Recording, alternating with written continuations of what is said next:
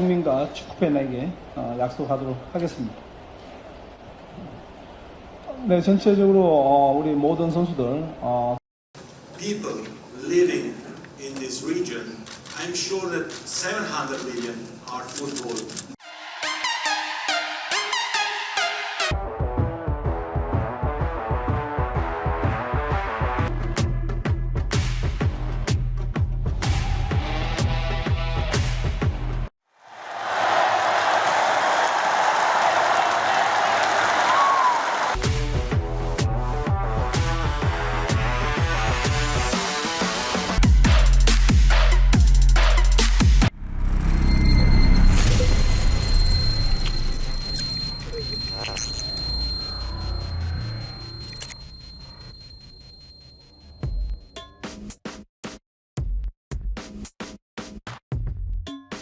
Cywar jelang Indonesia vs Vietnam di semifinal Piala AFF, STY balas kesombongan pelatih Vietnam.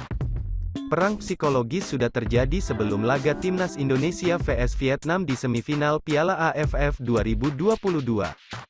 Pelatih Vietnam, Park Hang-seo mulai menabuh genderang perang urat saraf jelang pertandingan lawan timnas Indonesia di ajang semifinal Piala AFF 2022.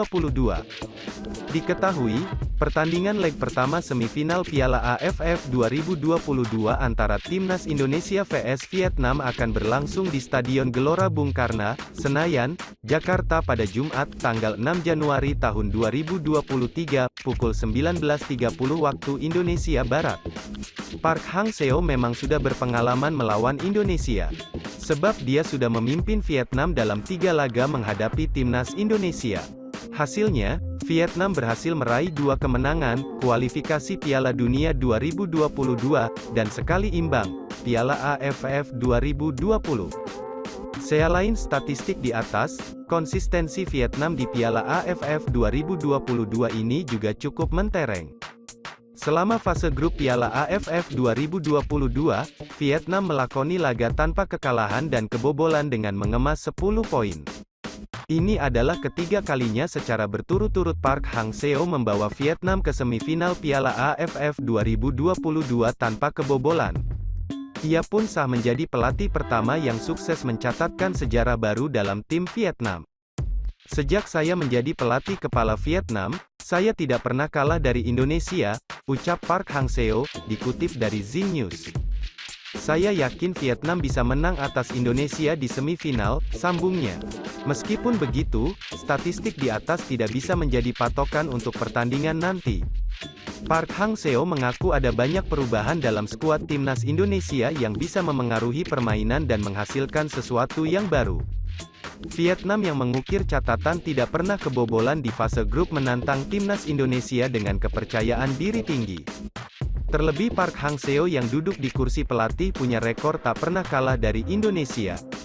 Sejak saya direkrut sebagai pelatih timnas, saya tidak pernah kalah dari Indonesia. Indonesia adalah tim yang sulit dikalahkan, tetapi Vietnam bisa menang, kata Park Hang-seo dikutip dari Soha.vn. Jika sebelumnya pelatih Vietnam, Park Hang-seo yang melontarkan Cywar, kini giliran juru latih timnas Indonesia, Shin Tae-yong. Shin mengatakan, tak ada yang istimewa dari rekor bersejarah yang diukir timnas Vietnam sejauh ini di grup B Piala AFF 2022. Mereka belum terkalahkan, bahkan belum sekalipun kebobolan sejauh ini bukan karena tim tersebut hebat, menurut saya itu karena lawan Vietnam lemah, jadi mereka enggak bisa cetak gol, ungkap Shin dalam sesi latihan di lapangan AGBK, Senayan, Jakarta, Rabu, 4/1, jadi memang tergantung situasi, beda-beda pandangannya, jadi saya lihat Vietnam bagus dalam pertahanan tapi tergantung situasi, jadi pasti bisa beda, tutur Shin.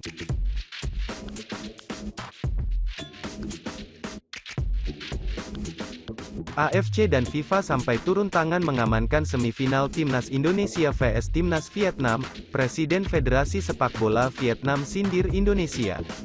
Presiden Federasi Sepak Bola Vietnam, VFF, sindir AFF telah mengundang tenaga ahli dari Federasi Sepak Bola Asia, AFC, dan Dunia, FIFA, demi mengamankan laga ini.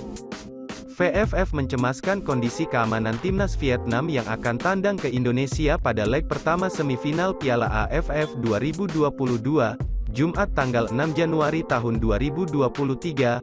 VFF pun menghubungi PSSI demi menjamin keselamatan para pemain skuad The Golden Star, julukan timnas Vietnam.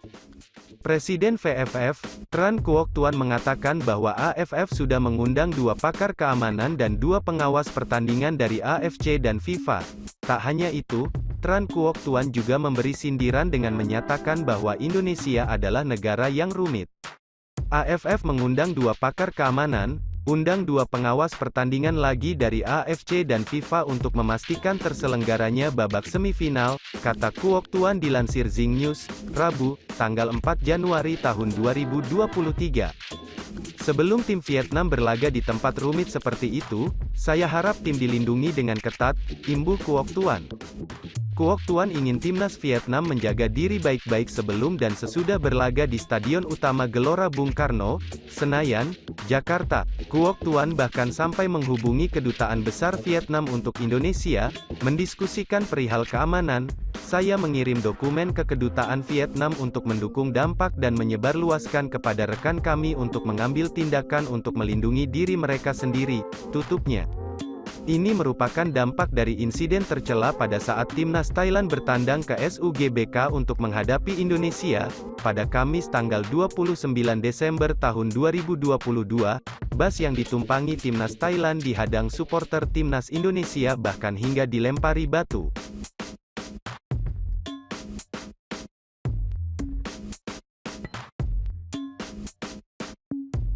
Menpora tegaskan Sain Elian J. Patinama akan diberikan kewarganegaraan Indonesia.